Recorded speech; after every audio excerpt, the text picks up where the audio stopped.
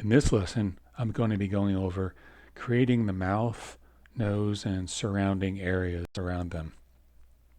So as you can see to the left of my screen here, I have another reference image up, and this was my inspiration for the basic expression of this character. So this fellow looks like he has plenty of inner demons in him, so he's serving as a good reference. But for now, I'm going to be focusing on his mouth and that expression. So for the mouth, I'm going to take the slash brush and I'm going to outline, just like I'm sketching in the edge of the mouth in that expression that I want. So just remember, if you don't like what you initially draw in, you can change it. So again, going around to the side of the face, you want to create a little bit of a down turn, like it's being pulled back. I'll just bring this around. Smooth this. I'm going to use my move brush. Because this isn't a fantasy character, so I'm going to make it, fairly extreme.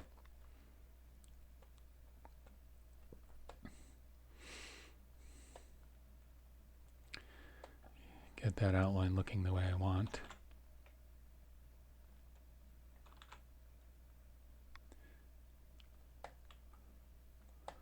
Really pulling down the corners of the mouth there.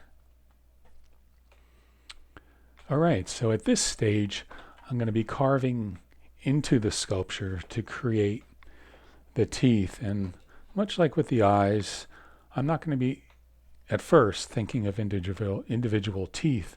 We'll be thinking of the teeth as a mass, the both upper and lower teeth area. So again, grabbing our trusty clay buildup brush, just going to hold down Alt or Option and start carving into the model. Make it a little smaller for the corners.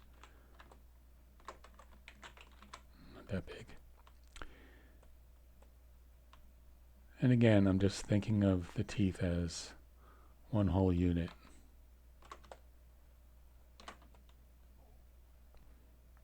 So you'll notice our teeth don't go all the way to the edge of our corner of our mouth when we smile or make this expression. If you look at this example here, you can see the dark area surrounding it. So the teeth are narrower than the corners of the mouth. So that's what I'm going to be focusing on here, creating that gap in that area.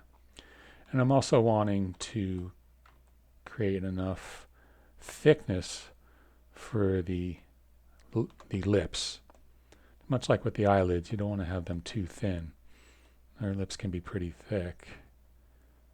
So you want to really feel like the teeth are recessed in there. Let me smooth it out a little bit.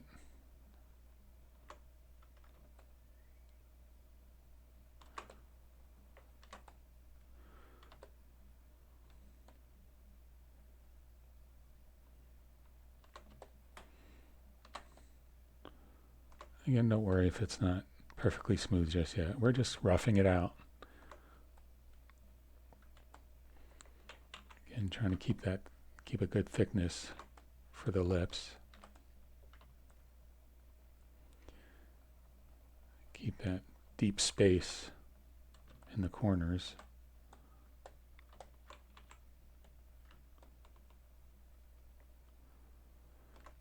Right now I'm treating the clay buildup brush almost like I'm sketching with them, just sliding it over the model, creating these brush strokes of sorts.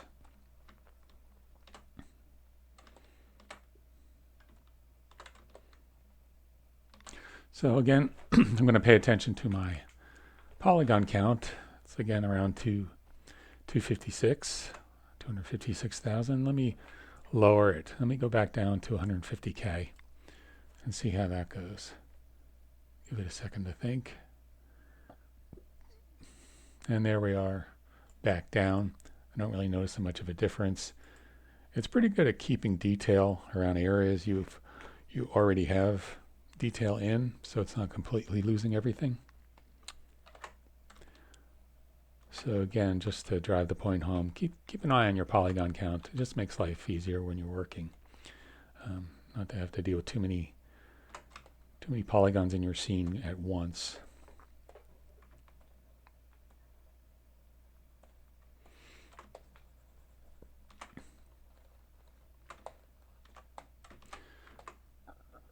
So if we compare to our source material, we could see we're getting the same feeling of these. The teeth are going to be clenched closed, so I'm not creating an open mouth.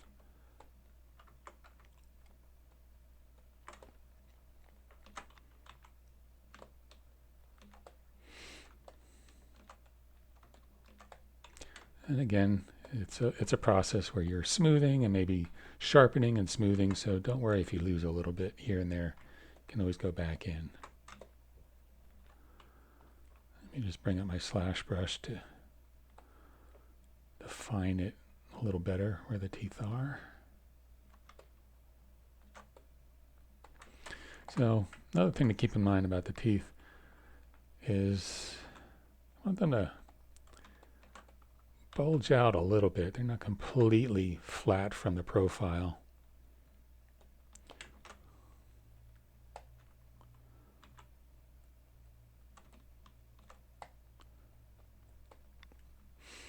I'm going to go to my standard brush and poke in that corner a little bit more.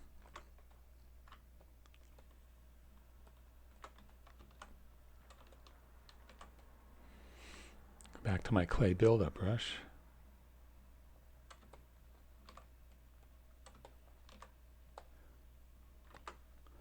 Always remember to zoom out. Sometimes I think we get lost in the details, and it's always good to zoom out, even make the character small. And when things are small, sometimes you can see certain issues that jump out at you.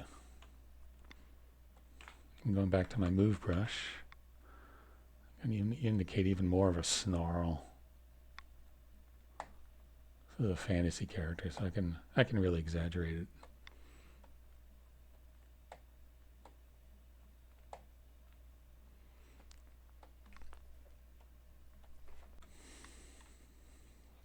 So now that I have the basic mouth blocked in, I'm going to move out to other areas surrounding the muzzle and the mouth because they're all connected and they're all affecting each other. As you make this expression, it'll affect the areas around the mouth. So I'm going to put in a nose, and in this case, it's going to be sort of an ape-like nose, flat.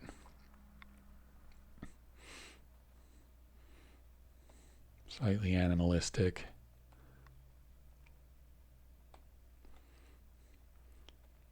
Use the slash brush to create an indentation where the nostril is.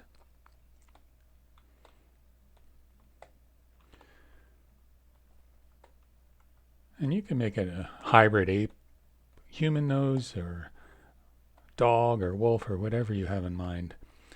I'm just keeping it generally animalistic at this point. So once I have that in place, I'm going to carve in what is called the nasal labial fold. And that's a deep groove you see here whenever we smile or do these expressions. So that's important to establish at this stage.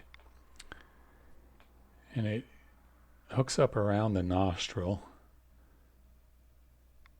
And we'll just have it go around like that. So it's not just a carved in line. Something to keep in mind. Because as your muscles are contracting, your skin is going to compress and push out. So let's start to indicate the skin puffing out around that area. Kind of come up around the nostril as well.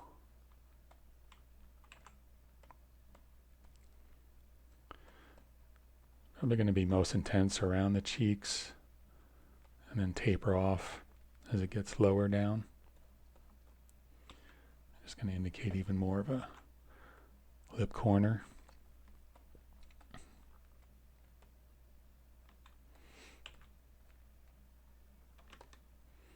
Use my smooth brush to smooth out some of the roughness. Go back in, build it up again a little bit. Have it come up onto the cheekbone.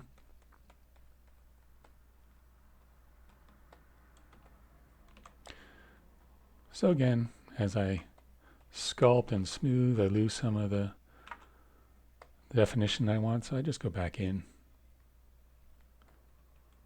and carve it back. You could even use the move brush to indicate more of an expression.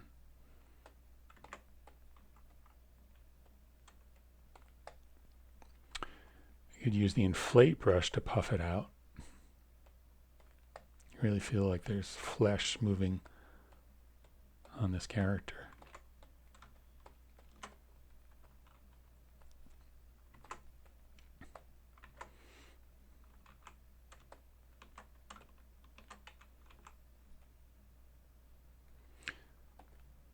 Again, bring out a little more definition around that nostril.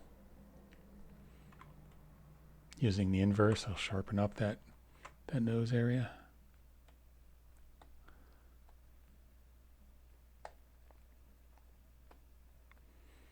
Let me zoom out, see how I like that.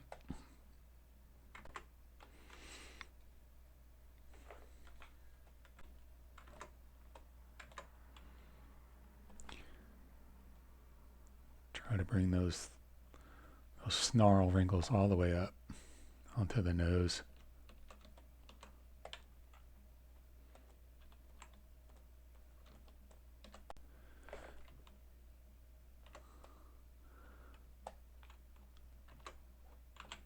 So now I'm going to use my move brush. I'm going to re-examine my character and my liking its proportions, because as you can see, we can still make major changes. We're not locked into the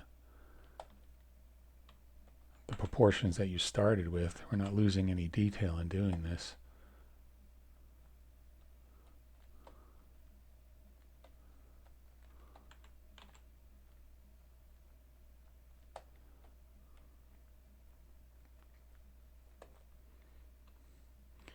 And I'll thrust his chin out a little bit more. Pull back his snarl even more.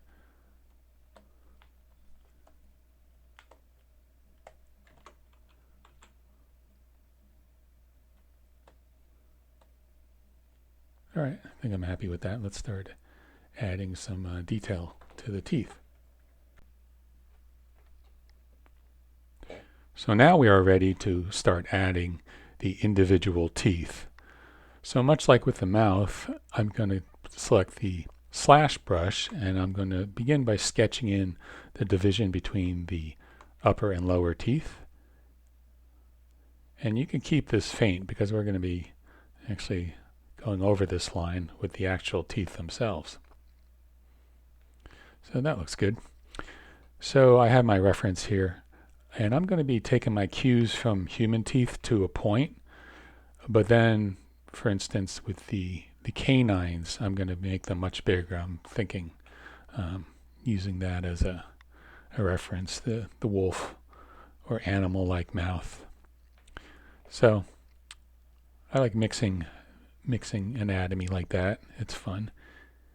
So right now I'm going to be sketching the top two teeth. So I'm just going to draw a straight line and then veer off, create the shape of the tooth like that. And then I'm going to make the teeth next to it. I don't know the name of these individual teeth, so don't feel like you have to either. I just know canines. That's good enough for now. Okay, so now I'm getting ready to do the big upper canine on the upper teeth. So I'm going to leave a little bit of space because I want my lower canine to come up in between it. So I'm going to actually give it some space and bring it up like that, and I'll go over the tooth line, the upper and lower line. I could use my smooth brush to get rid of some of that. And while I'm here, I will add the lower canine. I don't like that stroke. And I'll bring it up. We will be building these teeth out. So again, we're just sketching these in like you would loosely sketch in anything as you're designing it. Now I'll add the lower teeth, and for these 3 teeth, there'll be 4 smaller lower teeth.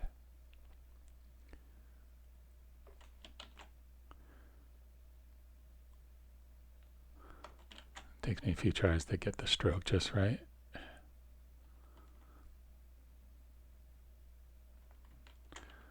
Not quite. Let me try again.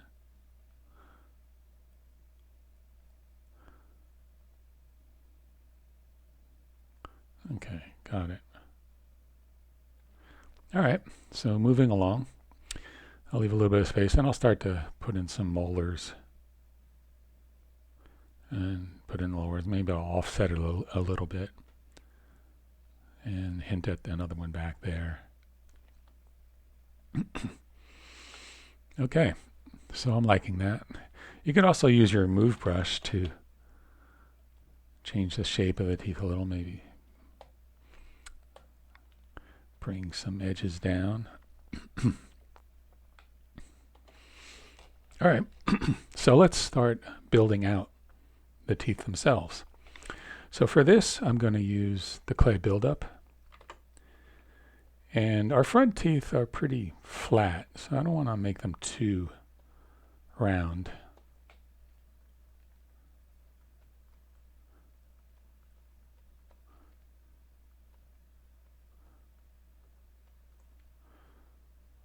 So these canines are going to be rounder and bigger.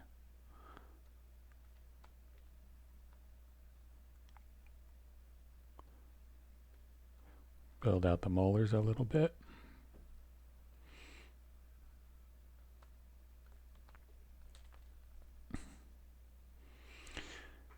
And right now, of course, because I'm using symmetry, the teeth are very, very even.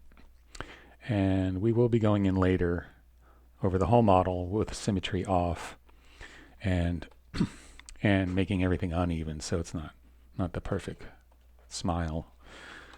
So I have the slash brush again. I'll go in and define some of the separation there a little better that I've lost. Now let me work on the canines a little more.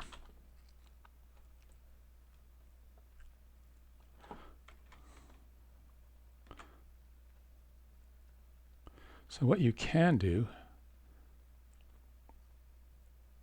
in this case, if you want to give it even more definition, let's play with the snake hook brush a little. See if we can bring something out.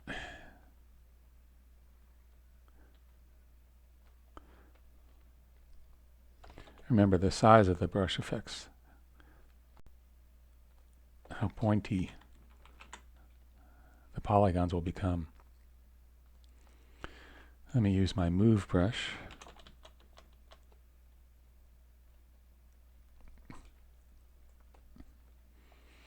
I'm going to make this bigger. Definitely a little more intimidating.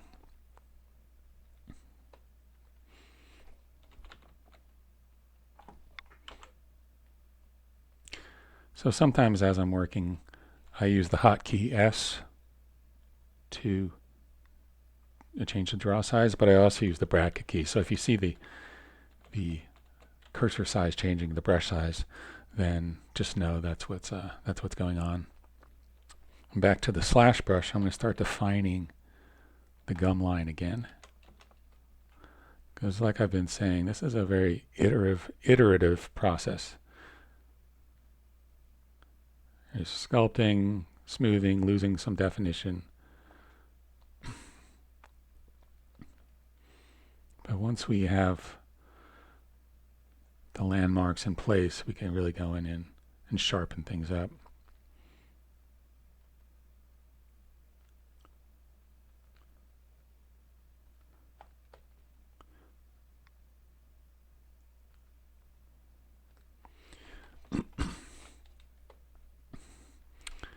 Try the pinch brush on the tips of the teeth.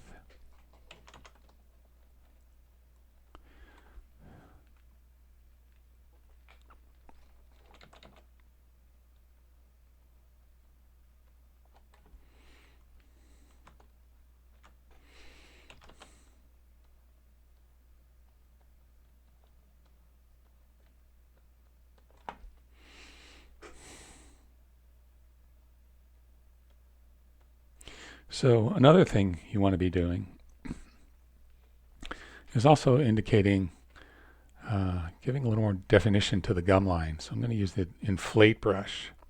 So it's going to puff out the area around the gums and the teeth and really give it even more depth. Go back to the slash brush. And then back to the inflate brush.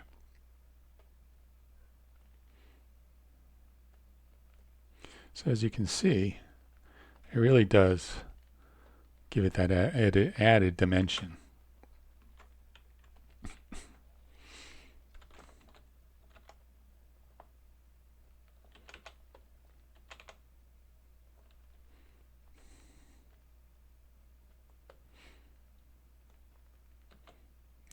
And again, you could see working from all angles. So the side view of the canine, I want to have a little more of a curve to it.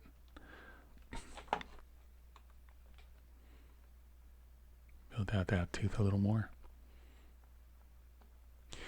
I wish there were some hotkeys for the brushes, but there aren't. That would be very handy, but it's okay. Go back to the slash brush, maybe give that a little more definition, more space between there.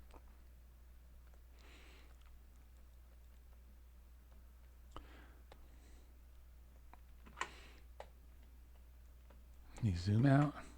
It's looking pretty good. Lastly, I think I'll go in and with the slash brush really define where the teeth enter the mouth.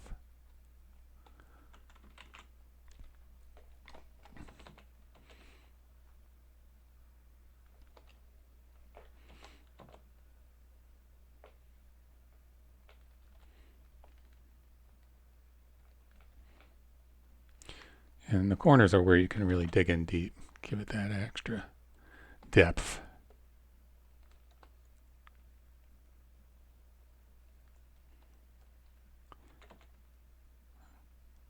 Again, reintroducing some more definition around the teeth.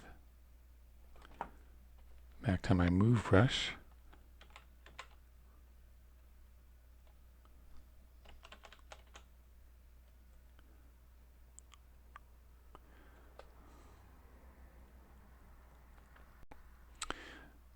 And much like with the eyes, if we were using, had the ability to use other bits of geometry to create parts, it would be recommended to create the teeth separately. But we don't, and this is still good practice. I mean, it doesn't have to be absolutely perfect. We just want to make something that looks pretty cool as we're getting into digital sculpting. If you want to create a kind of a more polished surface to the front teeth, you could use the H polish brush on some of the surfaces.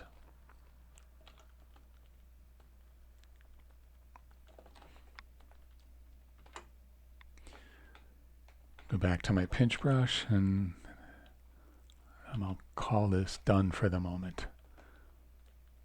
I'll probably come back to it. So there we have some teeth in our character. So work on that and we'll move on to the next part.